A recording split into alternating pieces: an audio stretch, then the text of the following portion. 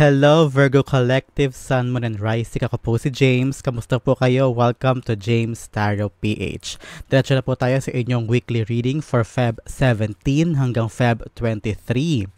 I-take nyo lang po yung mga ka-resonate kayo and leave the rest po ha. Kunin nyo lang po yung akmang messages for you this week na akma sa buhay nyo po. So, thank you nga po pala sa mga nag-like, nag-share at saka sa mga nag-subscribe, and also for those who are not skipping the ads. Maraming salamat po sa inyong generosity. Okay, at the center of your reading, you have the Six of Wands, Victory card. Love it. And the area of what you want, wow, Nine of Pentacles. In the area of what you need, you have the Four of Swords, beautiful. In the area of your recent past, you have the King of Wands. In the area of your near future, you have the High Priestess. In the area of your challenge this week, Ace of Cups. In the area of your good fortune, you have the Knight of Cups. Wow, an offer. In the area of your good advice, wow, Three of Cups and the Five of Swords. And in the area of your outcome this week is the Strength card. Beautiful. Number 8. 888. Kung birthday niyo po yan or any number of significance, ang 8 po ay confirmation that this message is for you. Okay, at the bottom of your deck, you have the Five of Cups. Moving forward. I'm hearing moving forward. No regrets of trying to forget the past. Trying to forgive the past. Kung sino man yung mga nagkamali sa'yo o gumulang sa'yo o mga taong gusto mo nang kalimutan o gusto mo nang mag-move on, moving forward. I'm seeing you embracing these two new cups na para sa'yo. Being optimistic of the future and forgiving and forgetting. So that is in the background of your reading this week, Virgo. So let's start your reading with at the center of your spread, you have the Six of Wands, celebration, victory, getting recognition or being recognized by your boss, by your colleagues, by your friends. You attained something, kung ano man itong tinatrabaho mo in the recent past. Ngayon may kita mo na yung fruit of your labor. May kita mo na ay umaandar na, may progress na. I'm seeing someone getting that recognition sa kung kayo ay nag-social media, tumataas na yung followers mo, monetize ka na. For others, I'm seeing sa job mo, successful yung presentation o meron task na binigay sa'yo and successful ka doon o nagawa mo siya ng tama at pupurihin ka ng boss mo. For others, this is attaining what you always been dreaming of o kung ano man yung talagang gustong-gusto mo makuha, eto na siya, parating na siya. So, congratulations, Virgo. This is a wonderful, wonderful start in your reading. Ang taas ng energy, so positive, so beautiful.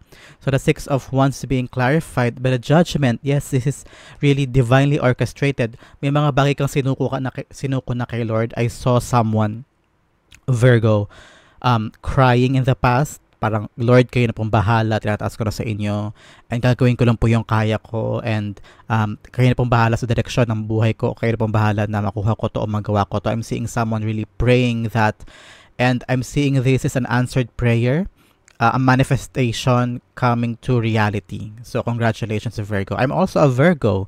Ang birthday ko po ay September 18. So, kung ano po ang mga birthdays inyo, please comment down below. I wanna know kung anong mga klaseng Virgo kayo and your birthdays. So, akit po tayo sa inyong position of what you want and what you need. In what you want the Nine of Pentacles. Talagang financial freedom. You want na meron kayong impok na pera para may panggastos kayo araw-araw, pantustos sa pamilya ninyo.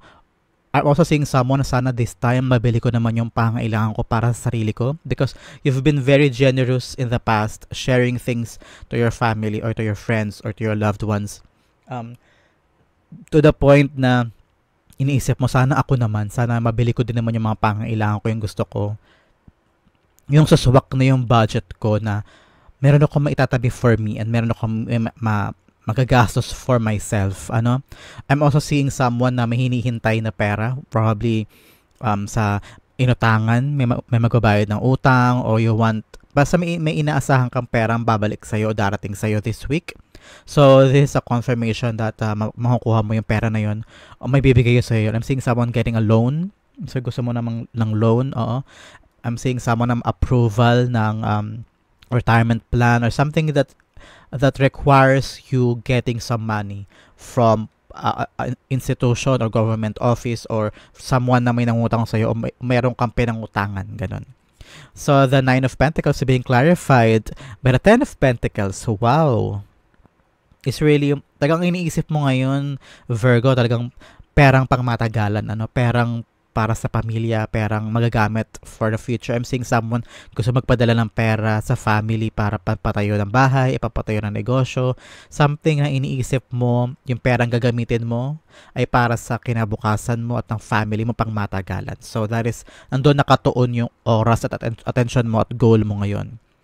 In the area of what you need daw to kind of relax mo na, Virgo. There are things na I'm hearing sobrang kayod mo sa life, sa trabaho, na kailangan mo rin muna magdahan-dahan at mag-relax. I know, I understand you want to earn, hindi pwedeng huminto, di ba? Kasi maraming din pangailangan, tumataas ang bilihin and all that. So, para naman maprotektahan mo din yung health mo, you really need to slow it down and magpahinga kapag kailangan, okay? Yun ang advice sa'yo ng iyong divine. Nasa position siya ng what you need. Kailangan mong mag-relax, kailangan mong pahinga, kailangan mong alagaan ang sarili mo. Sometimes, wag mo nang alalahanin yung mga problema or wag mo munang isipin yung stress mo na work-related or job-related or negosyo-related. You really need to take a good amount of rest. Pwedeng ibilin mo muna sa ibang tao yung job mo o i-pacing mo, i-schedule mo yung work mo or something. Create a beautiful schedule para sa sarili mo nang mabigyan mo na allotment yung pagpapahinga. Yun ang kailangan mo ayon sa iyong spirit guides. So the Four of Swords is being clarified by the Moon. So ipahinga mo daw yung mga bagay na nai-stress ka talaga. Yung parang, paano ba to? Ano bang gagawin ko dito? There are a lot of concerns and uncertainties na pinaproblema mo ngayon. So paano to? Paano ganyan? Paano ko ba ayusin yan? Paano ko magpapadala sa family ko? Paano itong trabaho ko to? Paano ko to tatapusin? Ang daming tambak ka trabaho. So, sometimes you just need to surrender and leave it to rest for some moment. Kailangan mo rin ng pahinga sa sobrang dami ng trabaho at ginagawa mo. So, sometimes you just have to trust the process because the Moon is all about, trusting the divine plan. Kung ano-ano, parang kung ano yung mangyari, yun ang mangyayari because yun yung nakatadhanang mangyari. Alam mo yun, parang you don't have to control things. Just let it go, let it flow, and let it be. Yun ang advice sa'yo ng iyong spirit guides. In the recent past, talagang nagdesisyon ka to do the things na gusto mong gawin. Lumabang ka na lumabang because the King of Wands is really doing everything with passion. Kung ano yung gusto talaga niyang gawin, gagawin niya. Wala makapipigil doon. We're Virgos, we're like that, diba? Pag nakapag-desisyon na tayo, yun na yun. Talagang gagawin natin yung decision natin, come what may. Kasi tayo, ilang beses natin pinag-isipan yan, pinagplanuhan yan. Kapag tayo nag-desisyon, talagang yun ang decision natin.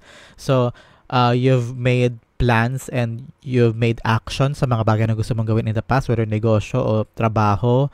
And parang feeling ko talagang buo naman ang loob mo sa decision mo na yan sa ginawa mo na yan in the past.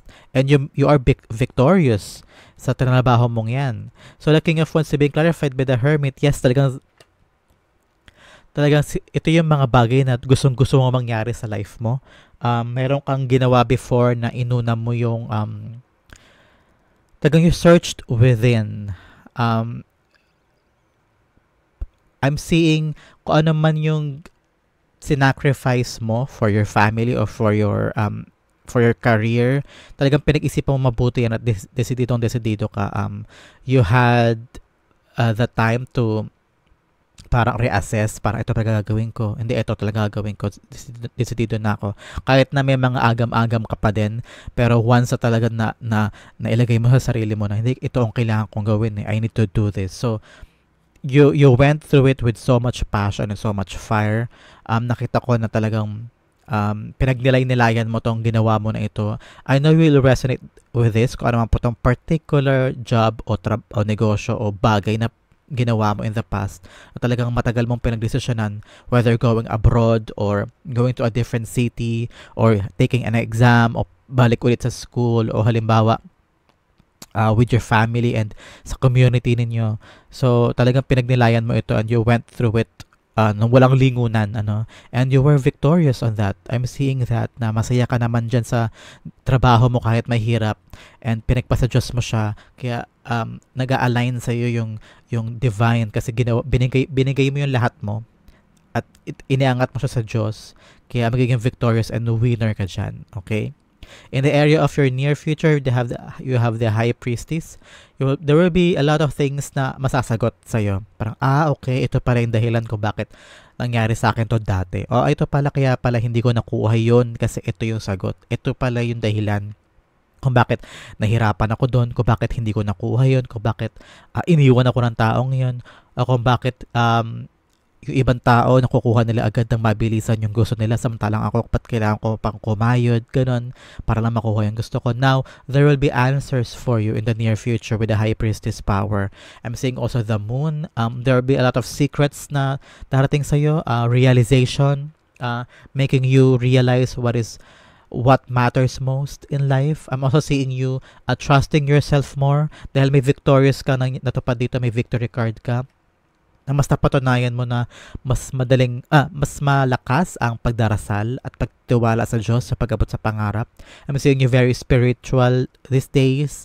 I'm trusting your inner power, trusting your inner knowing and your connection with high being above. I'm seeing you having a bigger spiritual power. At masaya ka sa mga decision mo in the near future. I'm seeing you having this fruit of your labor and being content with what you have. So, isang peaceful at mapagpalaya at saka kontentong future ang naghihintay sa iyo, Virgo. So, lahat ng pinaghirapan mo, nakikita ko, aanihin mo and you will be very, very happy with this.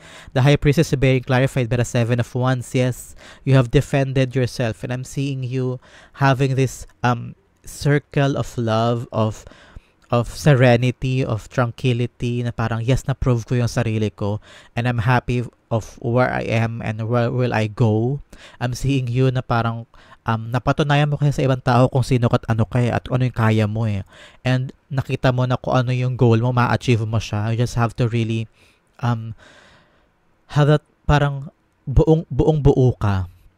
At with the High Priestess combined with the Seven of Wands, I'm seeing you parang yes, ito na yun. Parang lahat ng hindi ko alam noon, ito pala yung dahilan and I'm happy where I am right now. So, this is really a promising future for you, Virgo. In the challenge naman this week, Feb 17 to 23, you have the Ace of Cups. Ang challenge ay may paparating sa'yo this week and the challenge for you is getting overwhelmed. Maraming paparating na blessings na magaganda. Magaganda naman to eh. Actually, hindi siya masyadong problema eh. Pero ang problema, magiging challenge or obstacle is how you're gonna handle these blessings. Sa sobrang dami at sobrang ganda, parang ma-overwhelm ka and again, you're gonna question yourself, kaya ko ba to? Para sa akin ba talaga to? Paano ko to pangahawakan? Baka mamaya biglang umalpas o mawala. So, a new blessing is gonna come to you which is not really bad blessings after all. Pero, paano mo siya pangahawakan? Ma-overwhelm ka, ma-burnout ka, or mapapagod ka. So, you really have to cultivate and take a rest din paminsan-minsan so that mabigyan ka ng energy para panghawakan to mga blessings sa paparating sa'yo, okay? The Ace of Cups being clarified. Sorry. Yung mic ko, natamaan ko. The Ace of Cups being clarified by the Queen of Pentacles. Yes.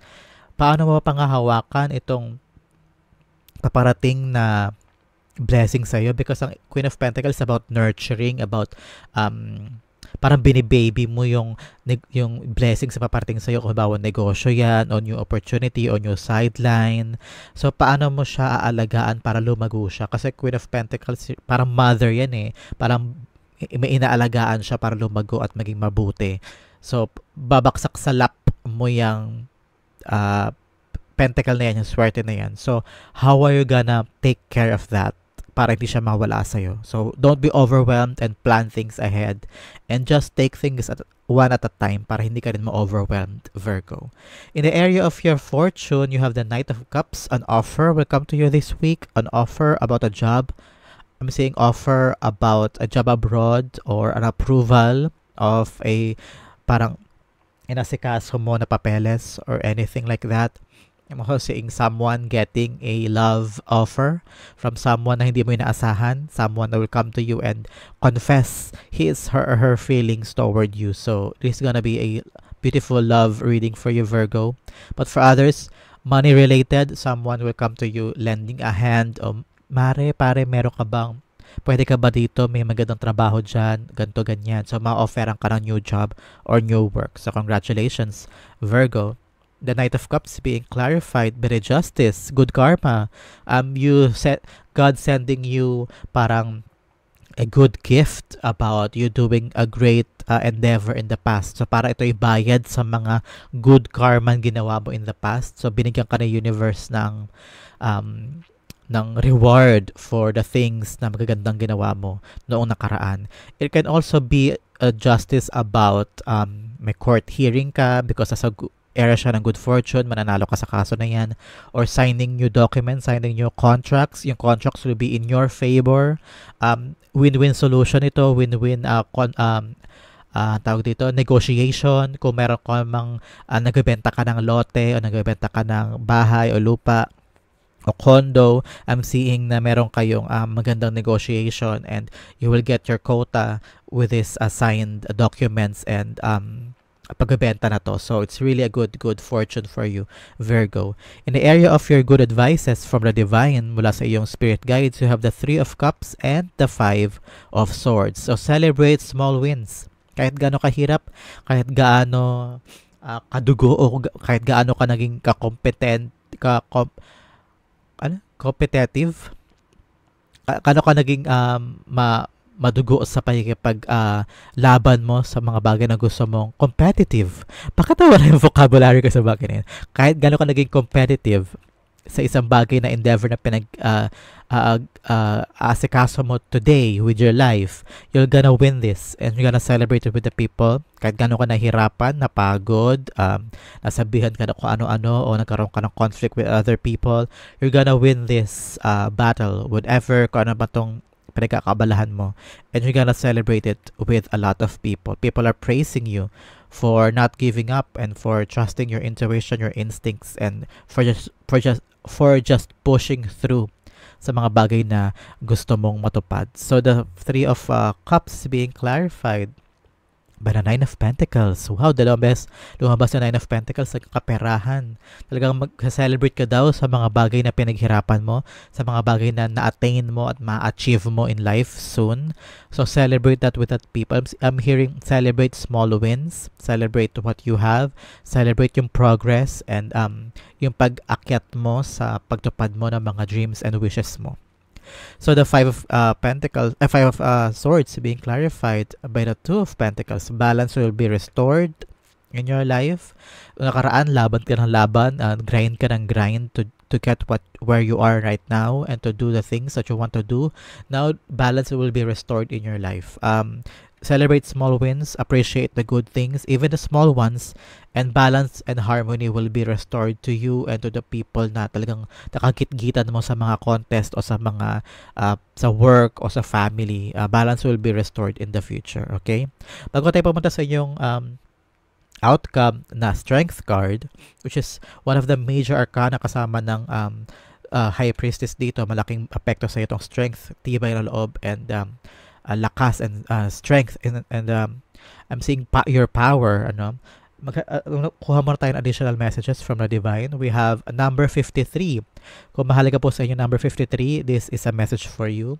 Kung nakakita po kayo ng seahorse anywhere, pictures, internet, personal, this is definitely a confirmation that this reading is for you. Seahorse spirit, watch and wait. Yes, sometimes you just have to relax and see na kung ano yung para sa'yo at darating yan. Sometimes you just have to surrender and see the fruit of your labor and just relax paminsan-minsan, di ba? With the 9 of Pentacles din, parang you're enjoying the things you have in life right now. Other messages, conclusions are within reach. Yes, paparating na. Patapos na yung hirap. You're going na to the fruit of your labor. Tapos na yung regrets and sorrow and pain from the things na wala na. You're embracing the new things. So, conclusion sa mga hirap na to will come and celebration is within reach para sa'yo. Another message, joy and delight. Open your heart to joy. Kung nakita po kayo ng angel anywhere with your statue or pictures o nanood kayo ng pelikula with angels or anywhere, napag-usapan yung angels, is a confirmation that this card is for you. Joy and delight, open your heart to joy. Like I've said dito, enjoy small wins, celebrate the things na nagpo-progress sa life mo, and you'll be very, very happy because you're gonna be optimistic and also grateful in life, hindi ba? So your outcome, Virgo, you have the strength card, number 8, 888, card of abundance. You've been strong, you've been resilient, naging matyaga ka, pinaghirapan mo yung gusto mong makuha, hindi ka sumuko. I'm seeing you doing things kapag ito hindi umubra, okay, iba naman gagawin ko. So I'm seeing you very maparaan. We're very, very analytical as Virgos, diba? And very logical, very practical. Alam natin kung paano gawin ang isang bagay, pagkatyagaan natin yan kahit solo lang tayo on doing those things. Kaya natin siyang palakihin at palaguin, hindi ba? So, the strength as a Virgo is really a powerful characteristics natin yung Virgo. So, the strength card is being clarified by the Ace of Cups. Dalawang best lumabas ng Ace of Cups. I'm seeing here, in everything that you do, put your whole heart in it para hindi half-baked o hindi mapurnada din. Because mabilis tayo magsawa sa isang bagay pag alam natin wala na nangyayari doon, di ba? Pag wala nang nangyayari, minsan we just left it and we just move on. Minsan pag wala na yung atensyon natin sa isang bagay, ayaw natin doon para mabilis tayo din magsawa, actually. Tayo mga Virgo. So whatever you want to achieve, put your whole heart in it with this Ace of Cups and tiyagain mo and it will be yours, Virgo. Wow, what a powerful end sa iyong reading this week, Virgo. Put your whole heart in anything and it will be yours. That is your weekly reading, Virgo, for Feb 17 to 23. Comment down below kung saan po kayo nakarelate, kung saan po kayo nakaresonate, and I'll be replying to your messages. Thank you again for watching. Don't forget to like, share, and subscribe. Thank you again for the non-skipping of the ads. Maraming salamat po sa generosity niyo. See you again next time for your weekly reading. This has been James for James Tyler Page. God bless everybody.